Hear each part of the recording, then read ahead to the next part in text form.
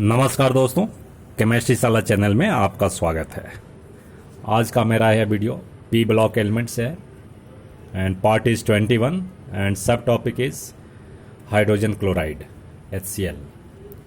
So friends, इसमें भी वही बात है कि आपको थोड़ा याद करना पड़ेगा, लेकिन मैं थोड़ा कुछ बात समझा देता हूँ इसमें।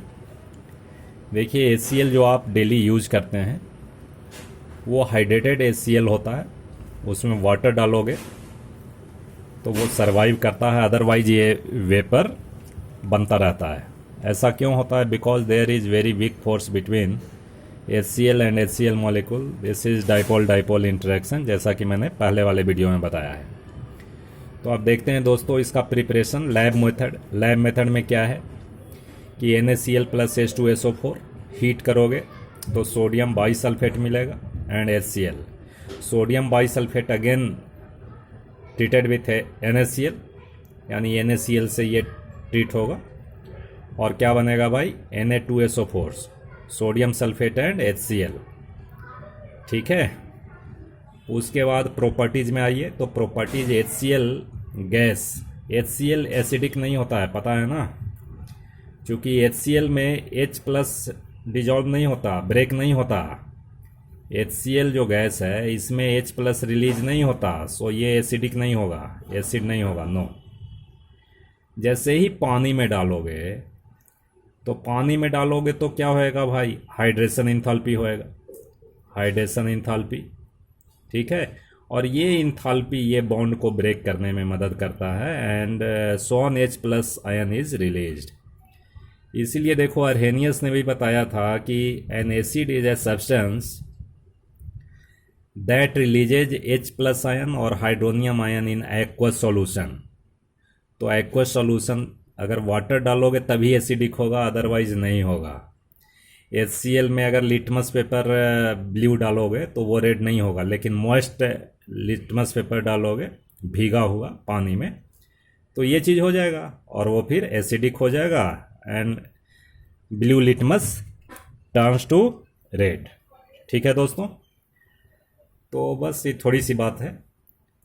अब देखो, ये एसिड है तो बेस से रिएक्शन होगा। NH3 is base and HCl, तो NH4Cl आपको मिलेगा, अमोनियम क्लोराइड मिलेगा। एक एक्वारेजिया का नाम बच्चों सुना होगा, जो कि बहुत ही इंपॉर्टेंट है, और नहीं सुना है तो इसको याद करो। एक्वारेजिया मीन्स दो एसिड को अगर मिलाओगे तो वो उसका स्ट्रेंथ बहुत ज़्यादा होता है और बहुत सारे नोबल मेटल हैं जो लेस रिएक्टिव मेटल हैं वो डिजॉल्व हो जाते हैं एक्वारेजिया में। तो एक्वारेजिया में देखिए, HCl एंड HNO3 का रेशियो क्या होता है? यही दोनों का मिक्सर होता है, a mixture of hydrochloric acid and nitric acid, and ratio is 3:1। इसका रेशियो क्या होगा? 3:1 होगा। अब ये क्या काम करता है? To dissolve noble metal like gold noble metal है, प्लेटिनम है, तो इसमें ये डिजॉल्व हो जाते हैं, मीन्स रिएक्ट करते हैं। देखो, दो रिएक्शन है जो कि इंपॉर्टेंट हो जाता है आपके लिए। गोल्ड 4H प्लस, ये कहाँ से आ रहा है? एक्वारेजिया से आ रहा है। तो औरस क्लोराइड है जो कि ये कोऑर्डिनेट बॉन्ड से एक क्लोरीन जुड़ा हुआ है, NO और H2O। रिएक्शन थोड़ा याद करना पड़ेगा। ठीक है भाई। इसी तरह से प्लेटिनम के साथ भी एक्वारेजिया का करोगे तो ये कॉम्प्लेक्स बनाता है, और इसका नाम वगैरह कॉम्प्लेक्स कंपाउंड जब पढ़ाएंगे तो उसमें आपको बात समझ आ जाएगी। ठीक है दोस्तों। अब इसके बाद देखिए, एसिड बेस रिएक्शन। HCl में एसिड बेस रिएक्शन तो होगा ही, क्योंकि एसिड है तो होगा। तो ये देखो, बेसिक सॉल्ट है, ये बेसिक सॉल्ट है, बेसिक सॉल्ट के साथ रिएक्ट करेगा। सोडियम कार्बोनेट एंड HCl, तो NaCl H2O CO2 गैस निकलेगा। ये सोडियम बाइकार्बोनेट जो केक वगैरह बनाते हैं, है ना, उससे भी HCl ऐसा रिएक्ट करेगा तो CO2 गैस इवॉल्व होगा। बेकिंग पाउडर में ये मिला रहता है tartaric acid and sodium bicarbonate. ठीक है, उससे भी CO2 निकलता है भाई। सोडियम सल्फाइड, ये भी बेसिक है, इसका नेचर बेसिक है, एंड HCl के साथ ट्रीट करोगे तो NaCl और SO2 गैस आपको मिलेगा।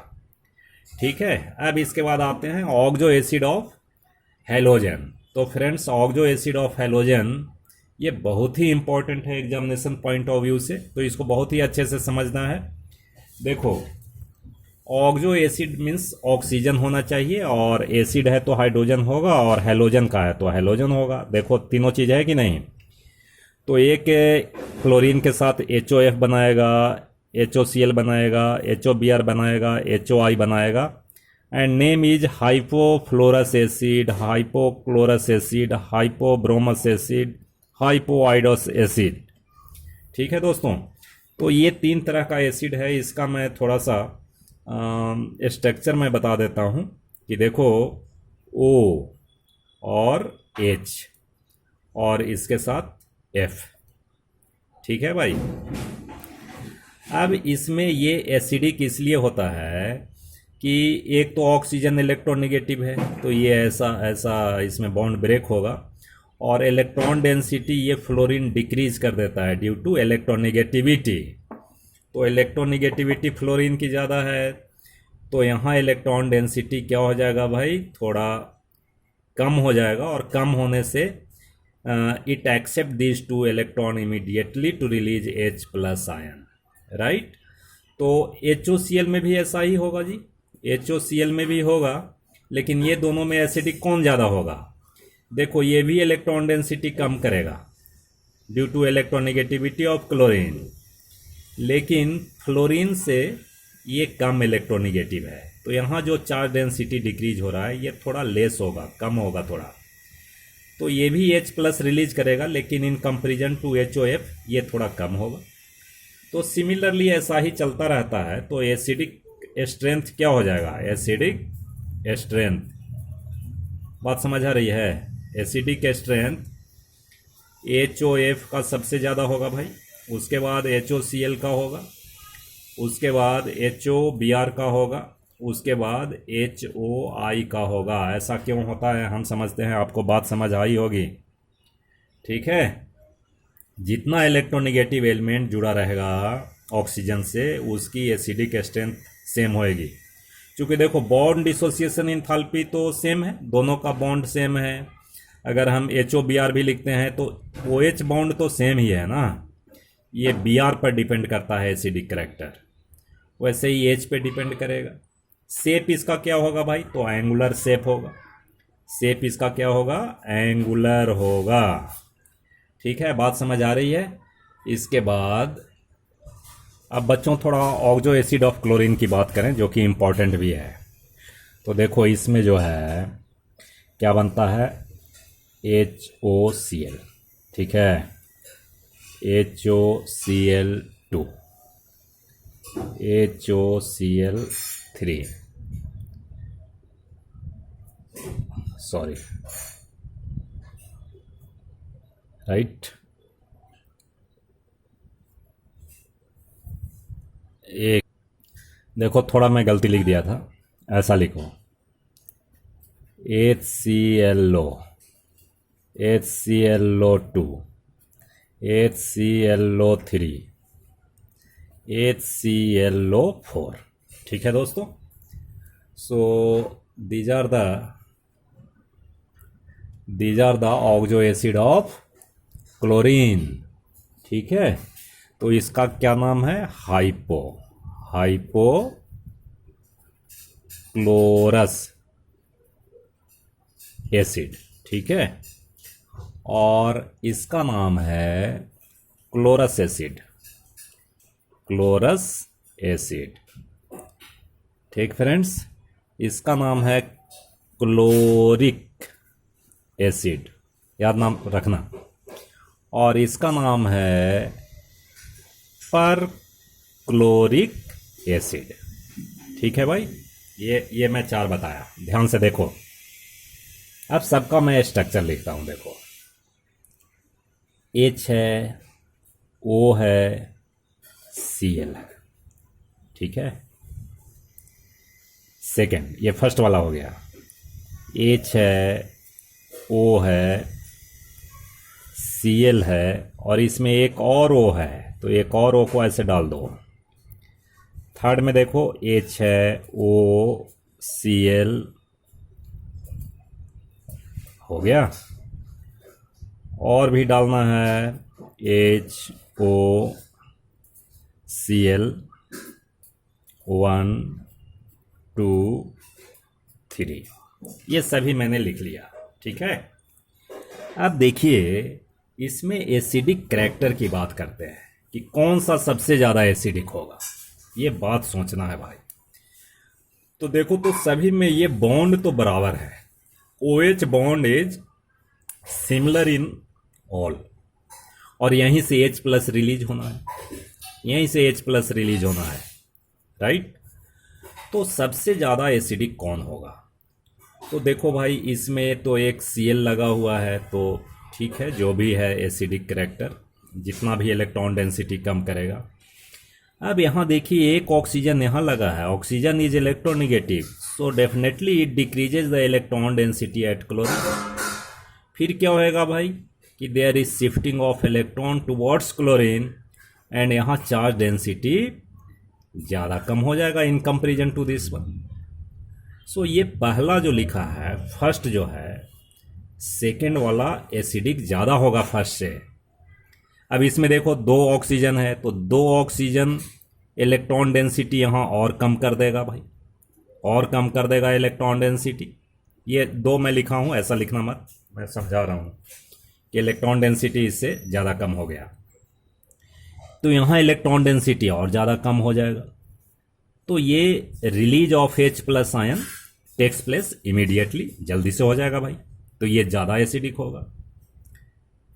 फोर्थ वन इज, ये तो सबसे ज़्यादा एसिडिक होगा भाई, चूंकि 3 oxygen atom decreases the electron density at chlorine. अब यहाँ क्लोरीन पर बहुत ज़्यादा इलेक्ट्रॉन डेंसिटी डिक्रीज हो गया, तो क्या होगा भाई, इलेक्ट्रॉन डेंसिटी ऑक्सीजन पर भी बहुत ज़्यादा कम हो जाएगा, तो इसमें H प्लस का रिलीज बहुत जल्द होगा। ठीक है, तो एसिडिक स्ट्रेंथ का नेचर आपको समझ आ गया। अब कैसे होगा बताओ, तो सबसे ज़्यादा फोर्थ वन वाला सबसे ज़्यादा होगा, उसके बाद 3 होगा, उसके बाद 2 होगा, उसके बाद 1 होगा।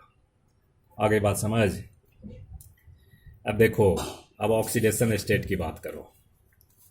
ऑक्सीडेशन स्टेट की बात करते हैं, तो ऑक्सीडेशन स्टेट देखिए क्या क्या हो सकता है। जैसे मान लो कि HClO लिखते हैं, HClO2 लिखते हैं, HClO3 लिखते हैं, HClO4 लिखते हैं। तो इसमें ऑक्सीडेशन स्टेट क्लोरीन की अगर कैलकुलेट करोगे, कैलकुलेट करने तो आता होगा ना, x + 1 और ये होगा 1 + x - 2 = 0, सो x = +1, ऐसे ही करना। तो इसका ऑक्सीडेशन स्टेट +1 है क्लोरीन का, इसमें क्लोरीन का ऑक्सीडेशन स्टेट +2 है और +3 है, इसमें +5 है, इसमें +6 है। ठीक है, ओहो +7, यानी maximum oxidation state of chlorine in this one. तो यहाँ मैक्सिमम है, इसका मतलब ये अब इससे ज़्यादा इंक्रीज नहीं हो सकता है, इसलिए ये केवल ऑक्सीडाइजिंग एजेंट का काम करता है भाई, ऑक्सीडाइजिंग एजेंट का काम करता है। और ये क्या काम करेगा, दोनों करेगा, बोथ ऑक्सीडाइजिंग एंड रिड्यूसिंग, दोनों करेगा। क्यों, इंक्रीज भी कर सकता ऑक्सीडेशन स्टेट, डिक्रीज भी कर सकता, ये भी करता, ऑक्सीडाइजिंग एंड रिड्यूसिंग दोनों करता। लेकिन यहाँ -1 भी तो होता है, तो और भी कंपाउंड में हो सकता है, इसलिए ये भी दोनों करेगा। तो हम समझते हैं इतनी बात समझ आ गई होगी। और इसके स्ट्रक्चर की बात करते हैं, तो स्ट्रक्चर देखो, हम पर क्लोरिक एसिड का स्ट्रक्चर की बात करें तो कैसा होगा, HOCl, ये एंगुलर होगा due to presence of electron pair. ठीक है, और इधर में देखो ये बॉन्डिंग है, कितने हैं बॉन्डिंग, है ना, तो 1 2 3 4 5 6 7 सभी इलेक्ट्रॉन, कोई लोन पेयर नहीं है। तो यहाँ पे शेप जो है ये टेट्राहेड्रल होगा, ये टेट्राहेड्रल होगा। टेट्राहेड्रल होगा और यहाँ पे क्या होगा, एंगुलर होगा। तो इसी तरह से आप समझ सकते हैं। और शेप स्ट्रक्चर का मेरा वीडियो अलग है, उसमें आप देखिएगा, आपको सारी बात समझ आ जाएगी जैसा हमें लगता है। क्योंकि मैं भी बहुत कमज़ोर स्टूडेंट रहा हूँ, इसलिए मैं ये सोचता हूँ कि जो बात हमें समझ नहीं आती थी वो मैं बच्चों को बहुत ही अच्छे से समझाऊं, ये मेरा प्रयास होता है। ठीक है बच्चों, तो आगे देखते हैं। फ्रेंड्स, अब मैं थोड़ा बात करूं इंटर हैलोजन कंपाउंड का प्रिपरेशन जो है, तो ये आपके सामने है, लेकिन मैं इसको छिपाता हूं। मैं कोई जादू नहीं कर रहा हूं। देखो, इंटर हैलोजन कंपाउंड Cl2F2 बनाओगे ClF बनेगा, Cl2F2 बनाओगे ClF3 बनेगा। बन रहा है inter halogen compound. I2Cl2 ICl बनेगा, I2Cl2 ICl3 बनेगा, Br2F2 BrF3 बनेगा, Br2F2 BrF5 बनेगा। So these are the interhalogen compounds and properties. It's a quite general properties. X dash यानी ये बड़ा है एटम, ये छोटा वाला, इसको हाइड्रोलाइज करोगे तो HX बनेगा और HOX बनेगा। तो फ्रेंड्स, इस तरह से आपका ग्रुप 17 एलिमेंट्स आज फिनिश होता है इस वीडियो में। एंड नेक्स्ट वीडियो मेरा ग्रुप 18 पर होगा। तो फ्रेंड्स, आपको अच्छा लगे, बढ़िया लगे तो शेयर कीजिए, लाइक कीजिए, सब्सक्राइब कीजिए। ठीक है दोस्तों, और बहुत मन लगा कर पढ़िए, बहुत ही ध्यान से पढ़िए। ये समय लॉकडाउन का पीरियड है, इसमें आपका सेल्फ स्टडी ही काम आएगा। चूँकि ना हम आपका इवैल्यूएशन कर पा रहे हैं, आपको सेल्फ इवैल्यूएट आपको करना होगा कि हम कितना पढ़ रहे हैं, कितना नहीं पढ़ रहे हैं, क्या पढ़ रहे हैं, सही पढ़ रहे हैं, गलत पढ़ रहे हैं। All depends on you. So friends, do लेवर हार्ड, बी सिंसियर।